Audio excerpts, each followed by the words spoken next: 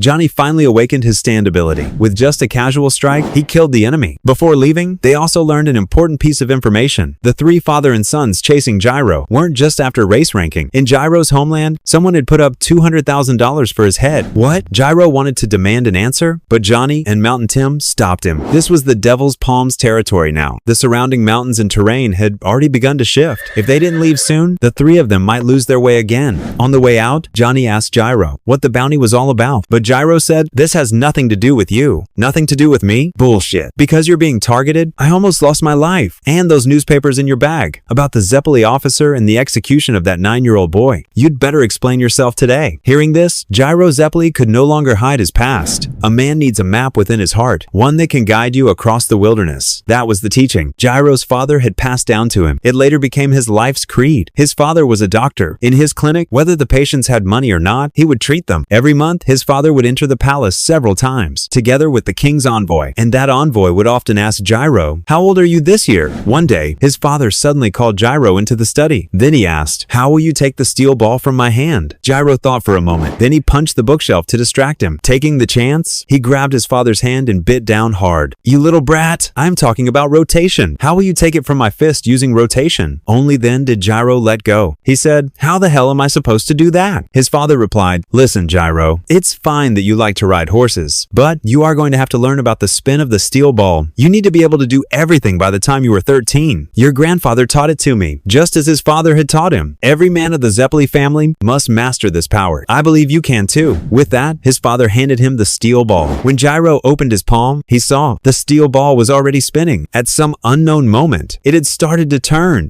Where did Gyro Zeppeli really come from? And why did he join the steel ball run race? Every month, his father would enter the palace with the royal envoy. But what did he go there to do? For years, his father never spoke a single word about it. When Gyro turned 13, his father suddenly came to him and told him to follow him into the palace. Riding a carriage, Gyro and his father arrived at a tall fortress northwest of the royal palace. It was then that his father spoke the words that would shape his entire life. Every man needs a map in his heart, to ride across the wilderness. The Zeppeli family had served the king for 380 years. As the eldest son of the family, Gyro would one day inherit his father's position. From that day on, he was to follow his father as an assistant. And when he was finally capable of standing on his own, that would be the moment his father retired. After saying this, his father put on a hood, picked up a massive sword, and stepped into the chamber. Only then did Gyro realize that the enormous chamber was actually an execution ground. His father placed a steel ball on the back of a struggling prisoner. The man immediately fell silent. In the next instant, his father swung the sword and ended the man's life. Gyro was stunned, frozen, and shocked. Before he could recover, his father was already standing before him with the bloodied sword. His very first task was to wipe the blade clean. The Zeppeli family's 380-year tradition was serving as the royal executioners. Executioner was a position of great importance. Those who took the role had to pass strict national screening and certification. It was also hereditary. Those granted the title of executioner would be bestowed noble rank and great wealth for generations. Their refined skills had to be passed down without fail. To ensure that prisoners remained calm, the Zeppeli family invented the spin. This technique also reduced the suffering of the condemned. By all rights, Gyro Zeppeli, having mastered the spin, would inherit his father's title at the age of 25 and become the royal executioner. But everything changed when Gyro met a boy sentenced to death, a 9-year-old shoe shiner named Marco. Before joining the steel ball run race, Gyro Zeppeli was the royal executioner of Naples. As soon as he turned 25, he would inherit his father's title and officially take the position. Among his peers, his skill ranked at the very top. One day, while escorting a prisoner to the gallows as usual, the man twisted his joints backward, slipping free from the shackles. Grabbing a knife, he took a hostage. In the chaos, Gyro Zeppeli stepped forward. Before the prisoner could act, Gyro's spinning steel ball was already flying. With its high-speed rotation, their clothes were tangled together, and the man's hands were instantly bound. Seizing the moment, the others rushed in and subdued him. Gyro received everyone's praise, and soon, he would face the first death row prisoner of his executioner career, a 9-year-old shoeshine boy named Marco. Gyro believed the boy was innocent. He could not carry out the sentence. When he told his father, for the first time, the man who had never raised his voice at him showed anger. Gyro broke out in a cold sweat. His father told him, "Deciding guilt or innocence is not our duty. If you meddle like this, you'll only throw the nation into deeper chaos." But Gyro answered, "I just want to carry out the tasks I can believe in." His father replied, "Belief doesn't exist in the law. The law is the law. Our family's duty is to carry out the king's decree. What you call belief is far too subjective. It lies beyond the law's domain." But Gyro still couldn't accept it. Was his very first task to kill an innocent 9-year-old boy? His father refused to argue further. Treason is the gravest of all crimes. There's no room for your opinion here. Still, Gyro did not give up. After negotiating with various officials, he was summoned by the king's envoy. Facing him, Gyro spoke bluntly. The boy is just a shoeshine servant. If he heard of the Baron's rebellion but failed to report it, the law brands him a conspirator. But just because it's written in the law doesn't mean it's right. I only want to do the work I can believe in. And when I face true evil, that belief is my greatest honor. For that honor, I would gladly give my life. But killing an innocent child, that is something I could never do. Hearing this, the envoy suddenly asked, "Would you stake your own life for this boy?" Gyro froze. The envoy repeated the question. Gyro grabbed him by the collar, demanding what he meant. The envoy then said, "There is only one way to save the boy. Win a war. If we achieve a great victory, the nation will rejoice, our standing will rise, and the king will declare a general amnesty. That boy will be pardoned." "But where is there a war?" Gyro asked. The envoy pulled out a newspaper and handed it to him. "Steel Ball Run. This is the war. A war that can raise our nation's status on the world stage to save that innocent 9-year-old boy." For the justice and honor in his heart, Gyro Zeppeli crossed the ocean to join the Steel Ball Run. But he never thought, if this race was truly as important as a war, how could the rebels trying to overthrow the king possibly sit still? The Boom Boom family who chased him earlier. Their employer must have been those people. 6 days had passed since the second stage began. A rider named Oyecomova arrived at the stage checkpoint. By now, he was ahead of Sandman and Dio by at least a full day. That reckless sprint through the desert without water hadn't been in vain. When he checked in with the staff, he learned his ranking was only 4th. The 3 ahead of him were Johnny, Gyro, and Mountain Tim. Each of them believed they were in first place and even fought over it. Only after hearing checkpoint results didn't count did they stop. As they were talking, Oyecomova picked up half a wax seal. The design on it was the royal crest Gyro used. He asked the staff, "Is there a telephone here?" They told him only letters or telegrams. Before the words were finished, Oyecomova vanished into the street like a ghost. Soon, he slipped into the trio's room. But, unlucky for him, Mountain Tim was inside. Seeing this sneaky man, Tim immediately drew his gun. "What's your business?" But Oyecomova only replied, "Where did Gyro Zeppeli go?" Hey, quit dodging my question. Keep acting like that and I'll blow your head off." Yet Oyecomova ignored him and kept rummaging through their bags until he pulled out a letter. Tim lost his temper, grabbed him by the collar, and pressed his gun to the back of his head. And then the bizarre happened. The spot Tim touched shed a layer of skin, and the hairs on his skin had little clocks hanging from them. Meanwhile, Oyecomova had already opened the letter. It was from the king's men sent to Gyro. They had prepared a zombie horse for him, 50 kilometers north of the checkpoint. Zombie horse? What the hell is that? This killer is insane. He actually uses his own skin as a weapon? The moment Mountain Tim touched him, Oyecomova's skin started peeling off in chunks, sticking right onto Tim's hand. Oyecomova said to Tim, "Here's some advice. Don't let go of that skin. If you do, you'll be in danger." Looking closer, Tim saw tiny clogs hanging from the hairs of that skin. "Damn, this is disgusting." He frantically shook his hand, finally throwing the piece of skin away. The instant it left his hand, the clogs shot out, then exploded like grenades. At that moment, Johnny and Gyro were in the stable. The violent blast blew the roof off the end. Mountain Tim's severed hand landed right in front of them. Following the sound, they saw Mountain Tim's body blasted apart, limbs scattered across the ground. Seeing Tim still barely alive, Gyro rushed toward him, but as he took his first step, Tim's severed hand grabbed his ankle. At the moment of the explosion, Tim had used his stand ability to dismantle his body, spreading out the damage. That's the only reason he survived. Having tied his blown apart jaw back together, Tim weakly said to Gyro, "Don't come closer. There's another stand user lying in ambush here." But Oyecomova had already slipped behind Gyro, through the smoke and dust. Only when their fingers touched did Gyro realize someone was there. He instantly leapt several meters away. By now, Tim had pieced his body back together using his stand, warning Gyro not to be touched. But it was already too late. Seeing tiny clocks on his hand, Gyro was completely stunned. Tim shouted in panic, "Don't let them fall off. Press them down now. Those are the safety pins of the bombs. If they pop out, it'll cause a massive explosion." Hearing this, Gyro quickly covered his hand. The clocks looked like real machinery, and they had already burrowed into his flesh, merging with his fingers. Having succeeded in his sneak attack, Oyecomova calmly stepped back. Then he said to Gyro, "Long time no see." Yes, this man who launched the ambush was someone Gyro knew all too well. 2 years ago, Oyecomova attempted to assassinate the king, planting a bomb in a carriage. The king only survived because his schedule was changed at the last minute, but 5 innocent passengers were killed, including 2 children. Soon after, Oyecomova was arrested and sentenced to death. Right before his execution, somehow he got hold of a small amount of explosives, killed the guards, and successfully escaped. Since then, he vanished. Gyro's father took early retirement. Because of this incident, resigning out of of shame. Now, seeing this man again, Gyro was burning with rage. Imagine this. You're holding a grenade that could explode at any moment.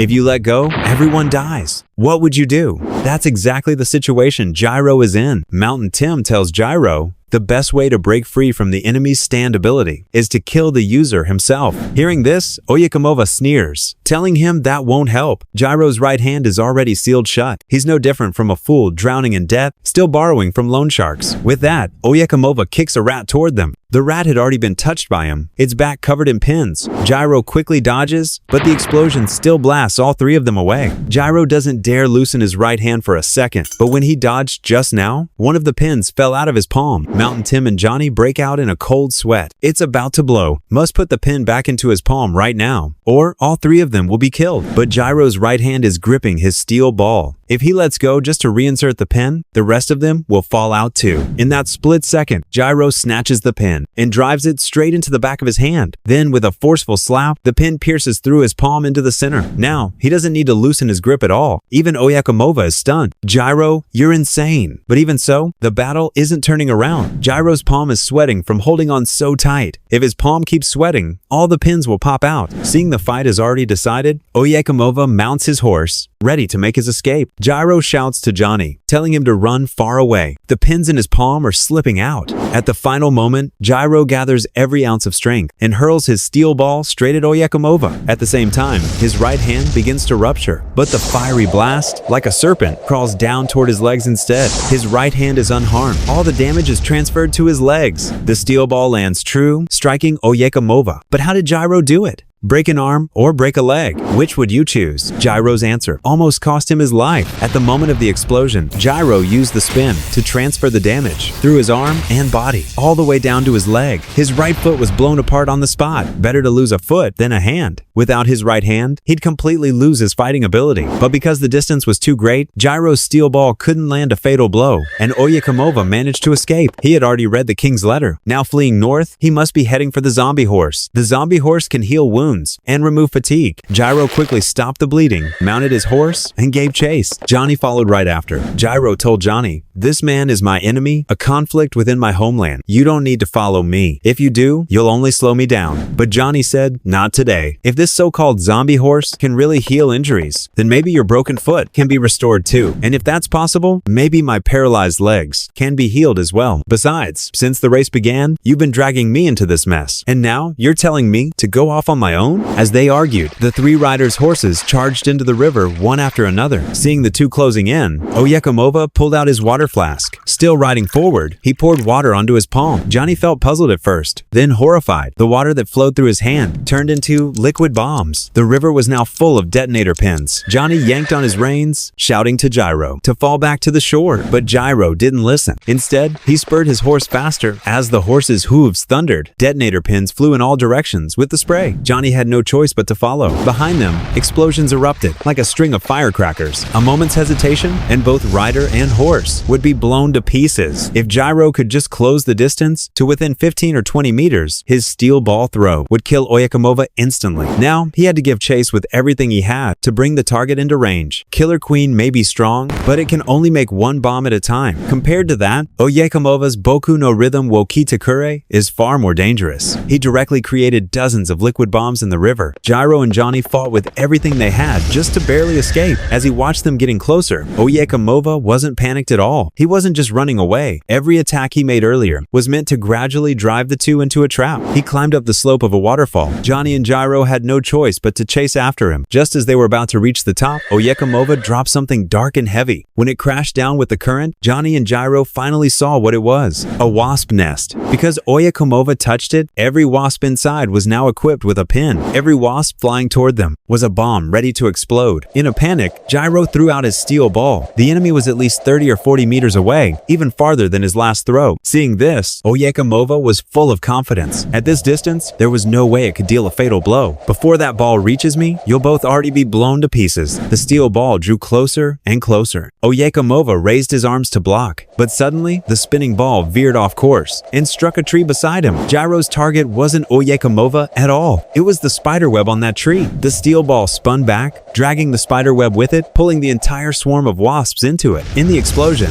Johnny and Gyro ducked low and dashed past. But before they could celebrate, Gyro's mouth exploded from the inside out. His cheek burst open, blood gushing out. Johnny was stunned. What the hell just happened? Looking closer, Oyecomova was now holding a cigarette. His stand wasn't limited to solid and liquid. Even smoke could be turned into a bomb. Breathe in and you'll explode. Can Johnny and Gyro really survive this? As the white smoke spread, Johnny, Gyro, and even their horses would explode the instant they breathed it in. Oyecomova puffed out smoke, turned back, and shouted, "Die, you bastards! Once I escape these mountains, I'll head straight home and kill the king myself." With this newly awakened power, through the smoke, a strand of web suddenly floated before Oyecomova. He grabbed it. At the other end, 2 buzzing bees. Is this Gyro's trick? Trying to use my own bombs against me? You've underestimated me. With a sneer, he tore the thread in half. At that moment, the smoke cleared, and the buzzing wasn't bees at all. It was Johnny's spinning nails. By yanking the thread, he'd only pulled the spinning nails closer. Is this the real attack? No, the nails were just a relay, accelerating the steel ball's spin. Before Oyecomova realized it, Gyro's steel ball smashed into his face. A second ball followed right after. Caught in a pincer attack, his skull was battered out of shape. This troublesome enemy finally fell from his horse, and with that, his stand's power was broken. Johnny and Gyro spurred their horses forward. At this point, the champion and runner-up of Stage 2 could only be them. Legendary zombie horse. Can it really heal deadly wounds? After defeating Oyecomova, Johnny and Gyro rushed straight toward it. Before long, they arrived at the red canyon mentioned in the letter. The mountain path was less than a meter wide. One wrong step, and they'd fall to their deaths. After climbing for a while, the two finally saw the so-called zombie horse, but it wasn't alive at all. It was just a mural of a horse. Could this really heal wounds? Gyro grabbed one corner of the painting and tore out a dirty string. He even asked Johnny if he had a needle.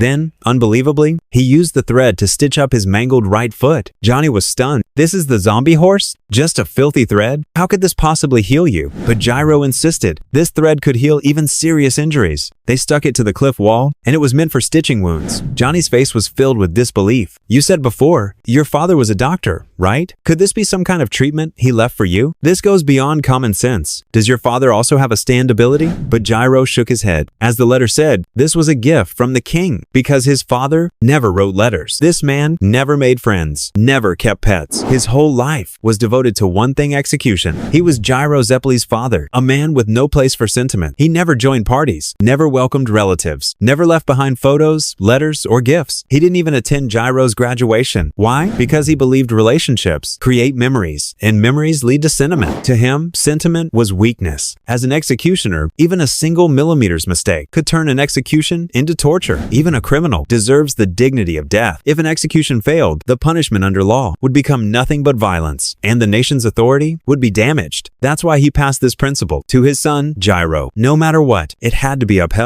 One day, a prison guard had 2 fingers bitten off by a prisoner. The prisoner was a beautiful woman condemned to death for poisoning many. On the way to her execution, she went berserk. She bit off the guard's fingers. Gyro rushed in to stop her, but was shoved against the wall. His scarf was torn away. Luckily, his steel ball struck. The chaos was finally contained, but afterward, Gyro's father was furious. He called his son in and scolded him. "This is all your fault." Gyro was confused. "I solved it, so why blame me?" His father pressed on. "The moment you saw that woman, didn't you think she's beautiful?" The scolding wasn't about slow reactions or failure. It was because, as an executioner, he must never feel sentiment. No matter if the prisoner is man or woman, he must treat them the same, without bias. If he hadn't pitied her, he would have sensed the danger before she acted. The guard wouldn't be injured. His scarf with the crest wouldn't have been torn. His father warned him again and again. You must erase such feelings. Otherwise, your entire future will be destroyed. This 9-year-old boy, sentenced to death for treason, and his crime? Just shining shoes. But just days before the execution, the guards found a needle in his cell. How could such a thing exist in prison? They assumed the boy was plotting murder or escape.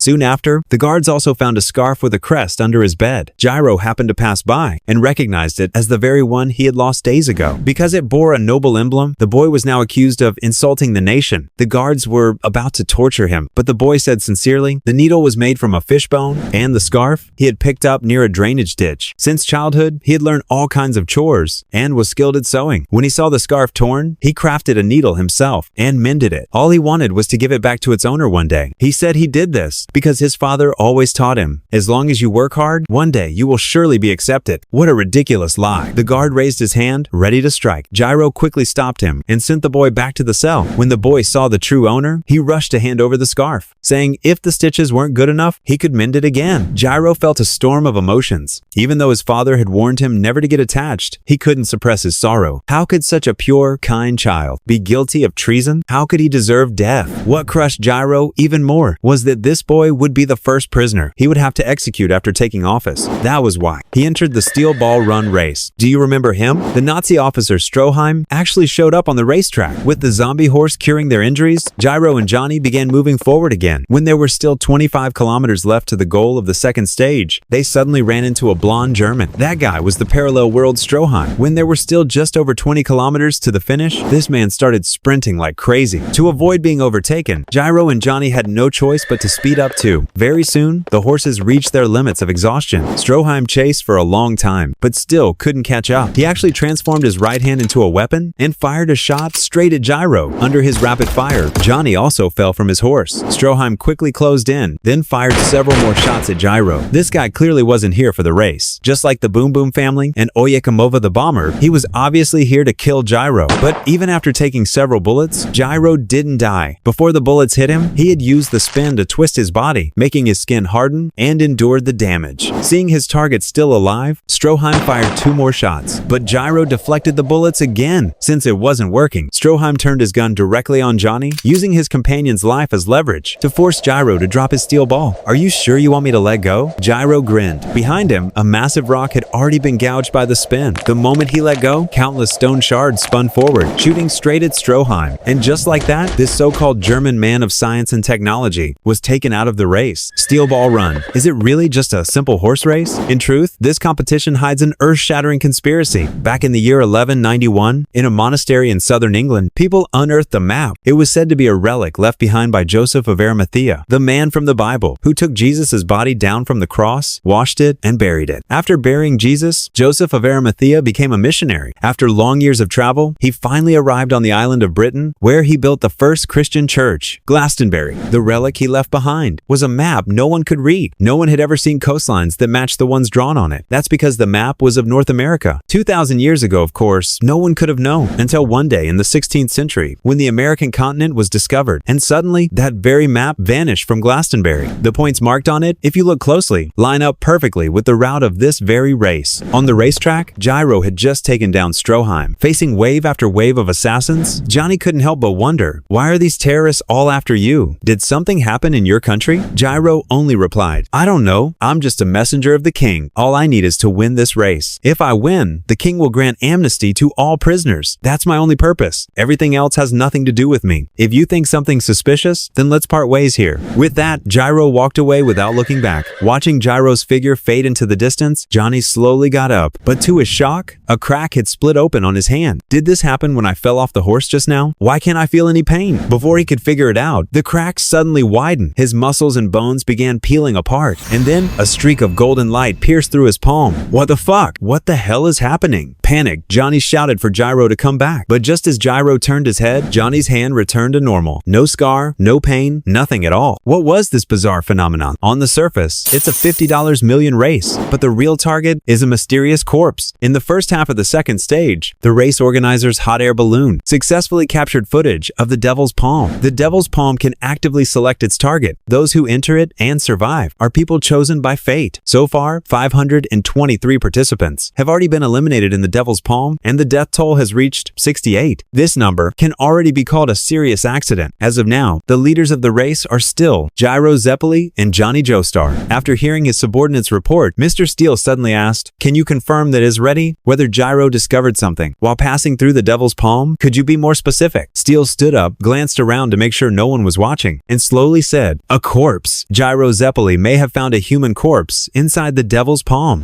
His subordinate was completely confused. "A corpse? Could you repeat that?" Steele continued, "Now, you need to contact the hot air balloon and catch up with Gyro to confirm whether he discovered a corpse. It doesn't have to be a whole body, maybe just an arm or a leg." and it should already be a mummified corpse. The subordinate broke out in a cold sweat. After calming himself, he asked again, "Do you have another purpose for hosting this race? And whose corpse is it, exactly?" Steele's face remained cold. He replied, seriously, "My only goal is to make the steel ball run a success. You just need to follow my orders." After the subordinate agreed, he slowly left the room. Once he left, the curtains were finally open. 3 curly-haired men in pink clothing had been inside all along. The leader spoke first. "It's not maybe. Gyro Zeppeli 100% discovered the corpse in the devil's palm. Oyecomova, who was tracking him, sent the message in advance. Gyro has already taken the corpse. They attacked Gyro to steal it back." Steele was shocked. Could Gyro's purpose for participating be to steal the corpse too? The pink-clad man replied, "That cannot be determined yet. He may have discovered it by accident, or he might not even realize the corpse is already with him. Because, like the devil's palm, the corpse can also actively choose its owner. The pink-clad man, with a plump body, is the final boss, the President of the United States." You thought this was just a race? In truth, it hides a terrifying secret. The hunt for Jesus' corpse, and the one behind it all, is the President of the United States. After finding out that Gyro had taken the corpse, the President immediately ordered Steele to investigate thoroughly. Killing Gyro was easy, but the real fear was that he might hide the body in some secret place beforehand. They had to find out the exact location of the corpse and how Gyro planned to transport it. Steele's face turned pale. This wasn't what he signed up for. He had never heard that the race would require them to kill. The moment he spoke, the President gave him an order he couldn't refuse. The corpse must be secured. Its value far surpasses any treasure in history. Do whatever it takes to seize it. Then, the President pulled out a map. It was a map of America drawn 1,900 years ago by Joseph of Arimathea. On it, the precise locations of the corpse's remains were all marked. The true purpose of the Steel Ball Run race was to send stand users down this path, to use them as tools, to find the scattered remains across the land. The President's face grew stern. "Kill? Watch your words. Without me, this race would never have even happened." Steele broke into a cold sweat. He bowed and agreed without another word. Just then, Steele's wife entered with a pot of coffee, but the President's bodyguard stopped her at the door. The pot in her hand splashed straight toward the President. Steele hurriedly apologized, bowing again and again as he explained. But when he looked up, he realized the President's clothes weren't wet at all. Only a few drops had hit the desk. The coffee pot, which had already flown out of her hands, was somehow back in Steele's wife's grasp. What the hell? Why isn't the President wet?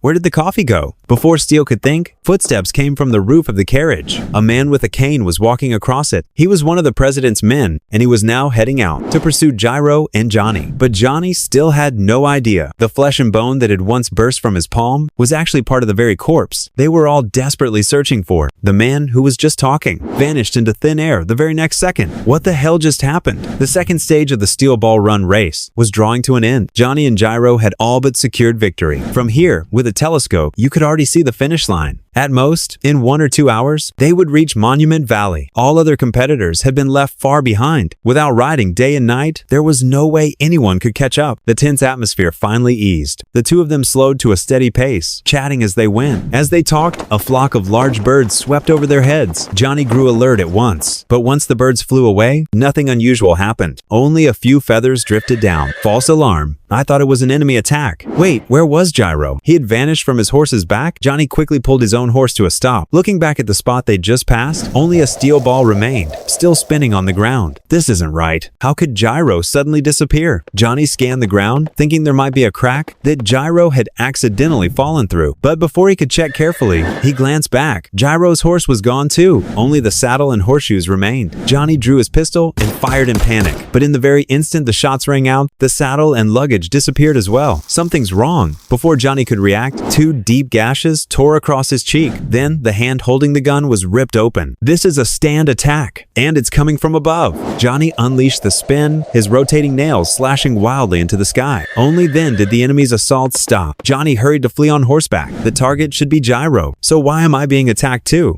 If the enemy's in the sky, where could he be hiding? A hot air balloon? No, there's no balloon in the sky. As the thought struck, Johnny suddenly felt his horse vanish beneath him. In the next instant, he was crashing toward the ground. Now he was completely bewildered. Just then, one of the feathers drifted into his view. Before Johnny could think further, an iron hook shot out from one of the feathers, catching onto his face. Like a fish snagged on a line, he was dragged away by a tremendous force. Why are the enemies chasing Johnny and Gyro at all costs? Money? The race? No, the real reason. is hidden inside Johnny's body. Just as they were about to reach the end of the second stage, Gyro suddenly vanished into thin air. Then Gyro's horse vanished. His luggage disappeared. Even Johnny's horse was gone. As Johnny searched for the enemy, an iron hook shot out from a feather, piercing his cheek and dragging him away. Johnny quickly slashed at the cable with his spinning nails, but no matter how much he cut, the cable behind the hook remained unscathed. In desperation, Johnny sliced open his own face to barely escape. But his luggage was dragged into the feather, sucked straight into another dimension. That feather must lead to another dimension.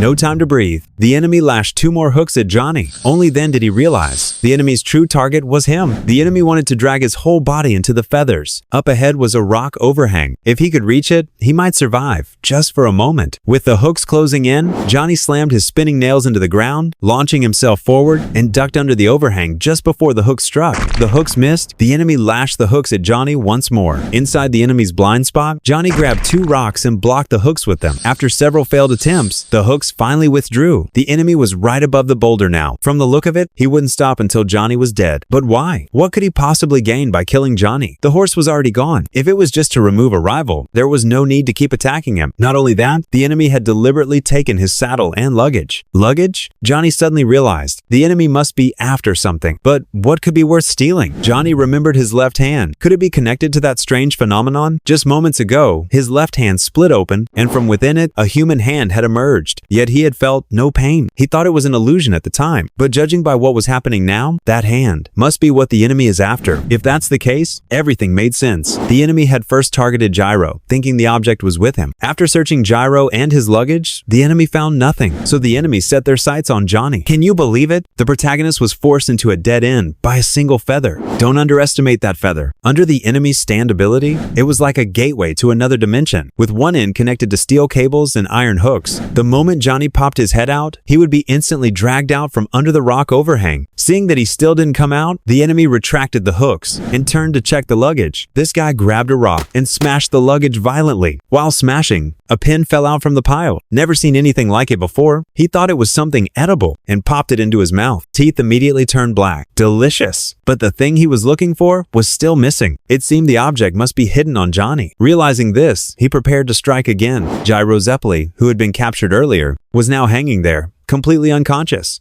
A terrifying hole gaped in his chin. One steel ball lay on the ground, and another was now in Johnny's hand. Johnny realized the enemy was watching him nearby, and that Gyro was trapped there. Without finding the arm, the enemy probably wouldn't strike for now. For the moment, Gyro was still safe. Then, a beetle crawled into the overhang. Johnny flicked it away. Suddenly, a sharp pain shot through his hand. A hook. The beetle's body actually contained an iron hook. Before he could react, a massive force from the other side dragged him out from under the rock overhang. It turned out he doesn't just attack through feathers. He can even attack through insects. Johnny dug his nails into the rock, trying to stop himself from being dragged out. If he was pulled out from under the overhang, he would be done for. But to his horror, more beetles crawled out nearby, and inside them were more iron hooks. In a scream of agony, one of the hooks had already latched onto his chin. This stands like a JoJo Part 5 Beach Boy just upgraded. The fishing line turned into steel cable, and the hook, there are 2 of them now. At this moment, Johnny's palms and chin were all pierced through by the iron hooks. The mummified hand began to come loose from his body. Just as Johnny fell into despair, something strange appeared on his left arm. A tiny, pink creature. What the hell is that? Johnny froze, completely stunned. The little guy hopped up to his ear and whispered, "Mobere Cruise." What are you talking about? You're telling a paraplegic to move his legs? Johnny was still in shock when the creature ran down to his feet. After whispering again, Johnny's toenails started spinning and then fired out like bullets.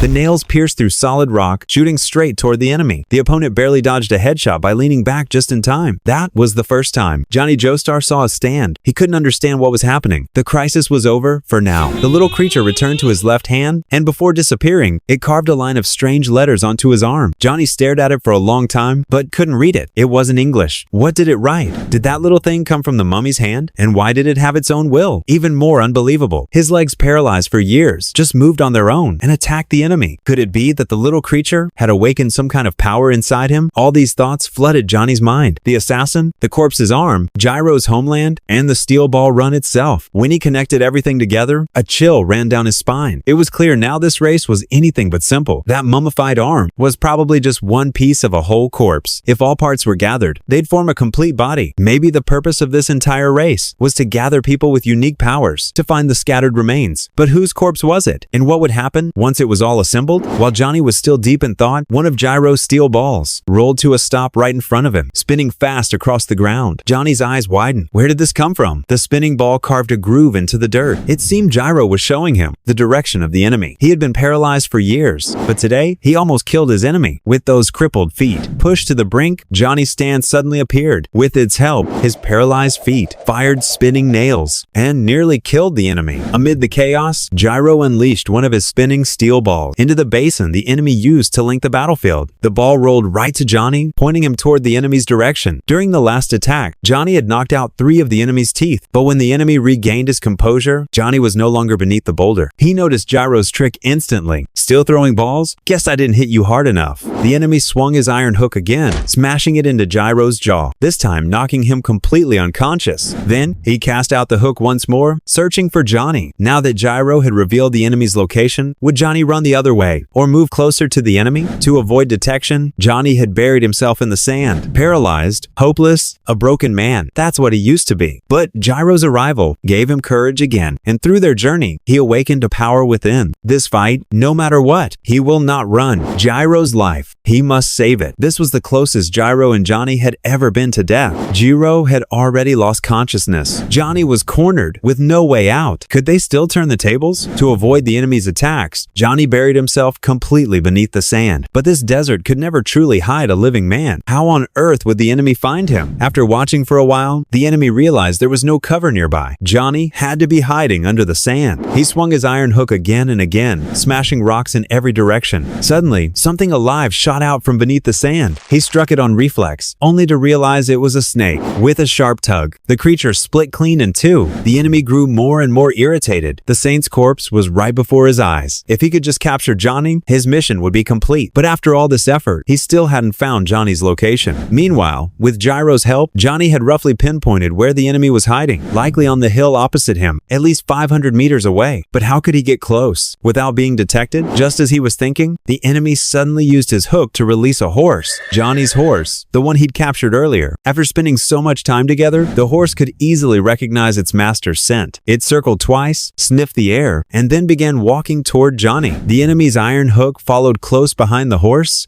slowly moving toward Johnny's position. As the horse drew nearer, Johnny suddenly felt something dripping onto his head. The next moment, a matchstick fell from above the hook. In an instant, the sand burst into flames. To avoid a sneak attack, the enemy had set the entire area ablaze from a distance. At this range, his nails couldn't get past the flames to strike his opponent. Engulfed in the blaze, Johnny finally crawled out from the burning sand. The wind blew, and the flames grew even fiercer. His body was completely swallowed by fire. Without hesitation, the enemy flung his hook toward Johnny. With one hard pull, Johnny's body shattered. That feeling, it wasn't flesh, it was wood. At the very moment the hook was launched, Johnny had used his spinning fingernails to carve a nearby piece of driftwood into the shape of a man. His nails could no longer be called nails. They were fangs, sharp and deadly as a beast's. And right then, Johnny officially named his stand. これはもう爪を越えた牙だ。これからはタスクと呼ぶ。 He had done all this to lure the hook close. Before the enemy could react, Johnny targeted the feather above the hook and unleashed a flurry of nails. Dozens of nails burst from the water basin, piercing the enemy's skull on impact. The feather that had drifted for so long fell into the fire and turned to ash. これからはタスクと呼ぶ。 Johnny finally defeated the enemy with his stand. All he had to do now was find Gyro and move on. After a tough climb, Johnny finally crawled up the hill of dirt and found Gyro. Luckily, he was still breathing. His heart was still beating. Johnny quickly pulled him to safety, but he didn't notice. An iron hook was still hanging from Gyro's arm. Johnny thought the enemy was dead and completely let his guard down. Suddenly, a hook burst out from Gyro's body and tore into Johnny's wrist. At that moment, the enemy crawled out from behind the rocks. Gyro's whole body was his bait. That's why he'd kept Gyro alive in the first place. The steel cable began tightening again as the enemy yanked the cable tight, trying to drag Johnny straight into Gyro's body to rip Gyro apart from the inside. As the cable kept tightening, the enemy shouted, "Give me the corpse! Unless you want to see Gyro torn apart alive, my mission is just to retrieve the body. Give it up now, and I'll spare your lives." The pain snapped Gyro awake. He planted his hand on the ground and leapt into the air. Johnny unleashed a rapid volley of nails. The enemy ducked behind a rock, then yanked the cable hard. Gyro was pulled in front of him. Johnny didn't have time to stop his attack. His nails pierced straight through Gyro's shoulder, and the hook around his wrist tightened even more. The two of them were now locked together. Johnny had no room to move, no chance to fight back. The enemy burst into wild laughter. "Go ahead, shoot again. Come on, you're finished. Now give me the corpse." "Corpse? What corpse?" Gyro had just woken up, still unaware of what was happening. Johnny, eyes full of tears, said, "I don't want to give it up. I won't hand it over. This left hand, it's the one that made my legs move again. It gave me a reason to live." The steel ball Gyro threw earlier had been picked up by Johnny and kept in his pocket. Gyro grabbed the ball again, ready to throw it. But to his shock, a hook suddenly erupted from his palm, knocking the ball straight to the ground. He was the enemy's bait now. The hook had already dug deep into his body. Fight back? Impossible. The enemy pulled even harder. Half of Johnny's arm was already buried inside Gyro's stomach. At the final moment, Johnny could only cry and let go of the Saint's left arm. The hand that had given him new life, and his stand tusk, disappeared along with it. To save his friend or to keep his power, Johnny's choice almost cost him his life.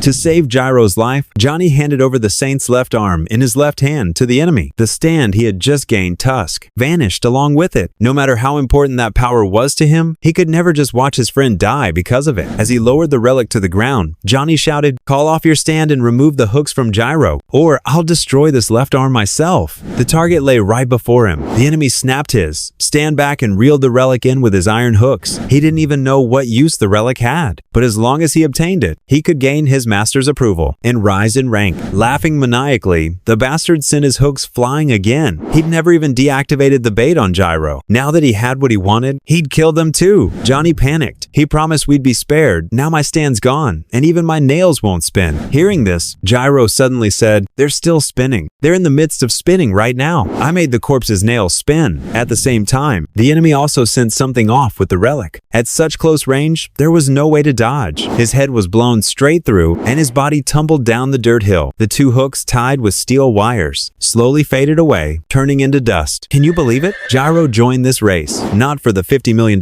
prize, but to redeem a life. But Johnny discovered that behind this grand race was a conspiracy involving the entire nation. After defeating the enemy, Gyro picked up the corpse part, gave it a glance, then tossed it straight into Johnny's hands. Johnny asked, "You're really giving this to me? Wasn't this the very thing you joined the race for?" Gyro smiled. "My only goal in this race is to win the championship and have the king grant a full pardon. But I think I understand now. Those assassins chasing me must have thought that the corpse was in my possession." After a brief exchange, the two finally pieced everything together. The government, the assassins, and the organizers of this race. They were all working together. Otherwise, nothing that had happened so far would make any sense. From the looks of it, the corpse parts must be scattered along the path of the race. The organizers probably knew their general locations and planned the race route accordingly. If someone gathered all the parts, they could piece together the complete corpse, and only those with stand abilities could find the corpse parts. "Hey, hold on!" Gyro interrupted Johnny. "You're not seriously thinking collecting the rest of the parts, are you? That's asking for trouble." Johnny paused for a moment, then gave a firm answer. In the races ahead, he intended to gather all of the corpse parts. That dried up arm somehow gave Johnny, a crippled man, the power of a stand.